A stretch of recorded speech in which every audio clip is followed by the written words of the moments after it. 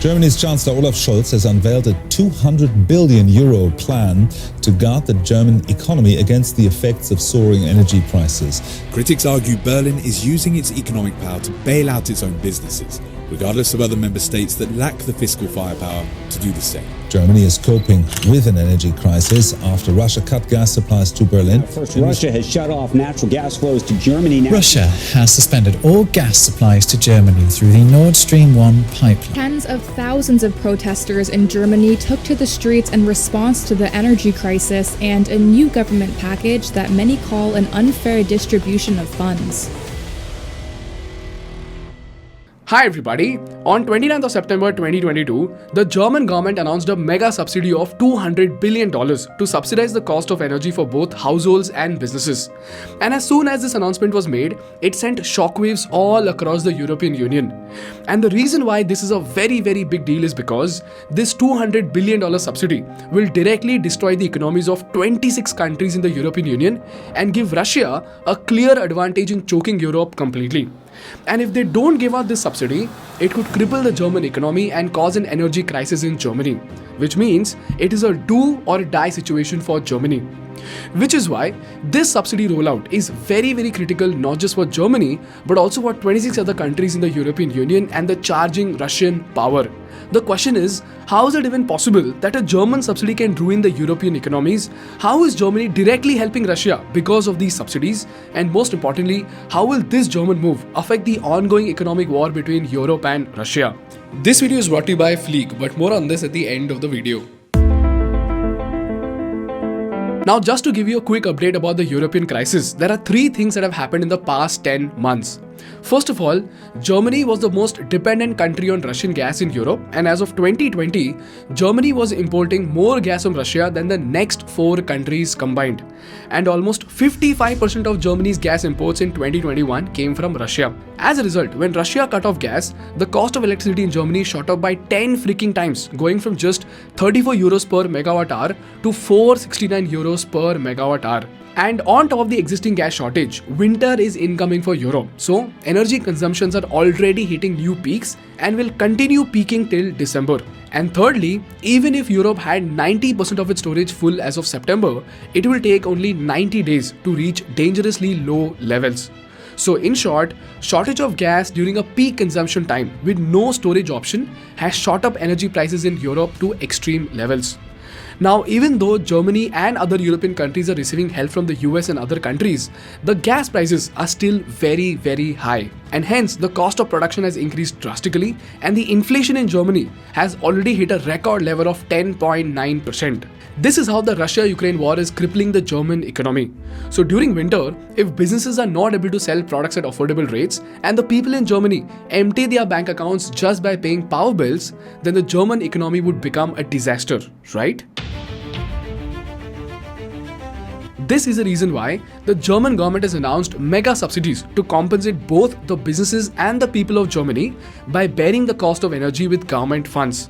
And just like any other government subsidy, it basically means that the government will bear the cost of energy directly or indirectly. So it could either come as loans to power companies to sustain their businesses, or it could be in the form of subsidies wherein the cost of power is partly borne by the citizens and partly by the government. So the question over here is, any government, if put in this situation where businesses and people are going bankrupt, they would obviously give out subsidies to prevent an economic collapse, isn't it? Then the question over here is, why do so many European countries and the Western media have a problem with this mega subsidy? Well, to understand this, we first have to understand the basic principle of the European Union. You see guys, the European Union consists of 27 countries, and if you look at the population and size of these countries individually, they will look like a joke to you in comparison to Indian states. There are countries like Malta that have a population of only 5 lakh. Similarly, Luxembourg stands at 6.25 lakh, Ireland stands at 49 lakh, and even Germany, which is the biggest country in EU, they have a population of only 83 million, which is less than half the population of Uttar Pradesh. Similarly, these countries have very less resources individually in terms of military, trade, and even natural resources.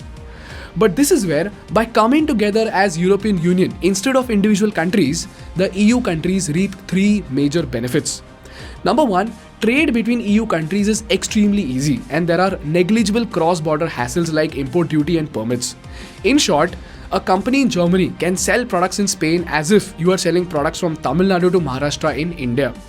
On top of that, the companies don't have to spend time converting the currency at the border of every country because 19 out of the 27 EU countries have euro as their currency.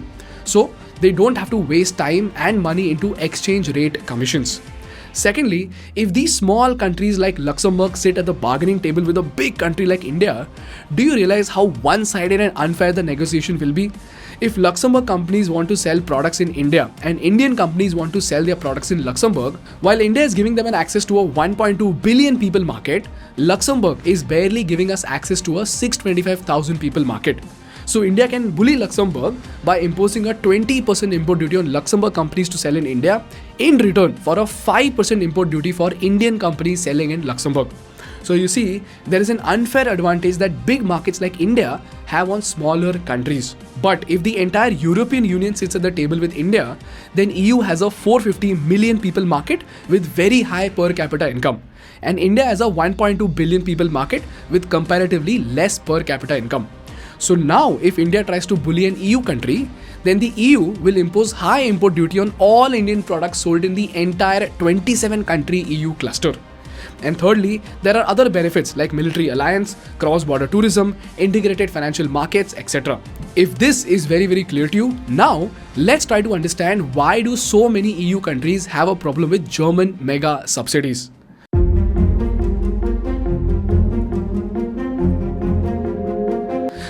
The answer to this question lies in this graph, which shows the government debt to GDP ratio of EU countries as of Q1 of 2021, which was way before the Russia-Ukraine war. Here, you will see a huge economic disparity between the countries in the Union.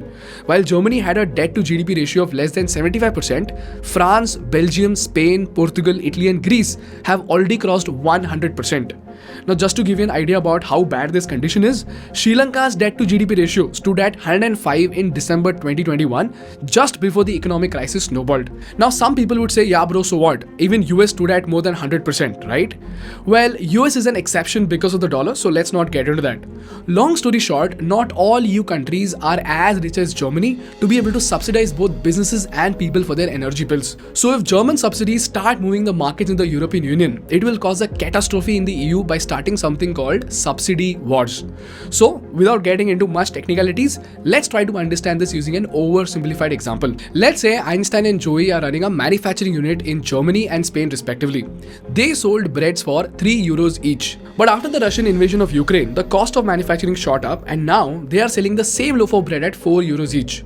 But this is where if something like the mega subsidy of Germany comes in, now, while the energy bill of Einstein has been restricted to 3,000 euros, Joseph is still paying 4,000 euros. This is because Einstein received a subsidy of 1,000 euros. As a result, now Einstein can afford to sell the same loaf of bread at 3.5 euros, whereas Joseph still has to sell it at 4 euros a loaf to make a profit. So you know what would happen?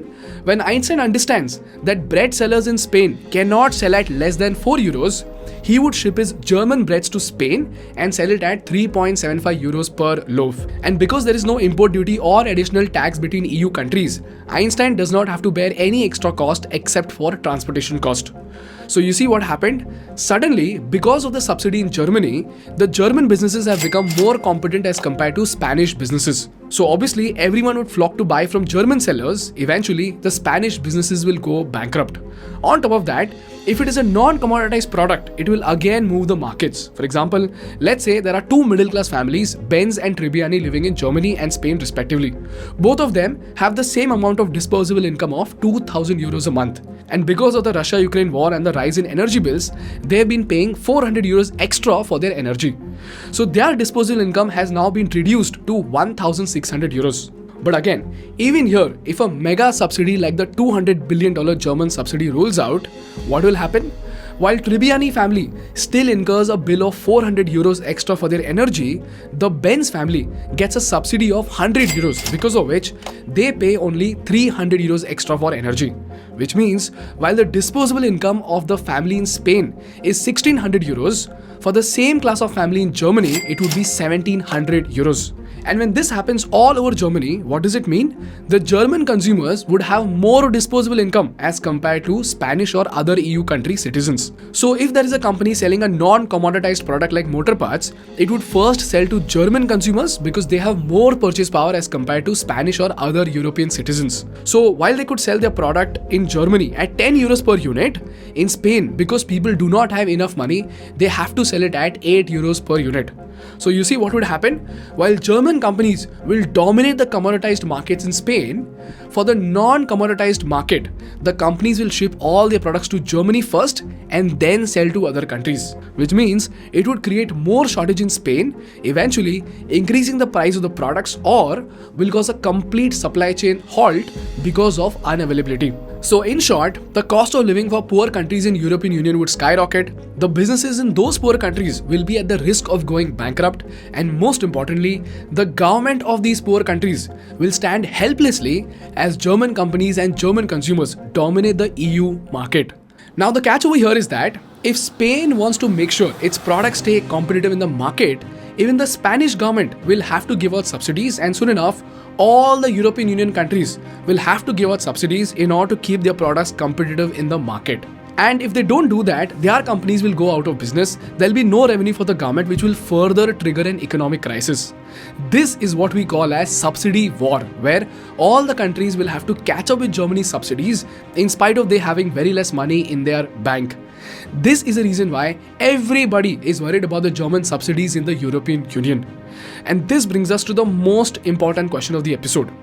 Since Germany is anyways going ahead with these subsidies, what does it mean for the European Union and how will Putin benefit from this? Well, there are 4 possibilities as far as I can see. Number 1, the other EU countries will try their best to subsidize energy bills and enter the brink of collapse. If things get too bad, people will be on the streets, governments will topple, and the new government might try something different.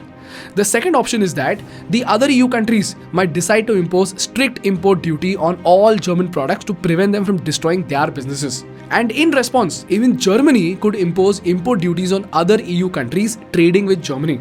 But since Germany is the largest market in Europe, it will affect Germany less and other countries more.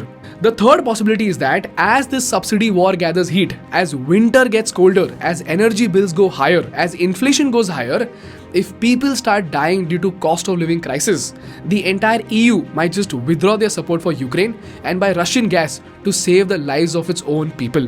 Because if the very people of your country become anti-NATO, no government will take the risk of supporting a foreign country at the cost of its own power. And lastly, there is a possibility that Germany might back down from its subsidy, which will cause a nightmare in Germany because their energy bills are already up by 10 freaking times. So inflation might shoot higher, cost of living crisis will become worse, and then Germany might be forced to take an extreme decision, even if that means breaking the principle of the European Union. And this could even mean the collapse of the European Union itself. So at the end of the day, winter has come for Europe and it has already started breaking the European countries. Now what remains to be seen is how they react to it, how they sail through it, how US helps them out, and how Putin reacts to these developments. And this brings us to the last part of the episode, which are the study materials to help you understand this energy wars better. Meanwhile, if you want to learn more about these geopolitical case studies, you can read this explainer by Mint. Now this is a premium article, but you can get the Mint plus Wall Street Journal subscription for this and other geopolitical news at up to 70% off. This is because of our sponsors Fleek.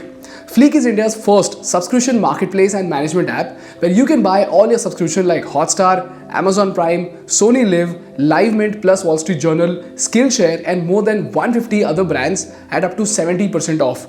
Fleek helps you track, manage, and share subscriptions all from just one app. Now, if you're a cricket fan following the spectacular run of India in the T20 World Cup, you can cheer for the men in blue by buying or renewing your Hotstar subscription with Fleek. Now, the Hotstar Super plan will cost you $8.99 a year, but with Fleek, you can get it at just 764 rupees. On top of that, if you use my coupon THINK100, you can get it at just 664 rupees a year. That's about just 55 rupees a month.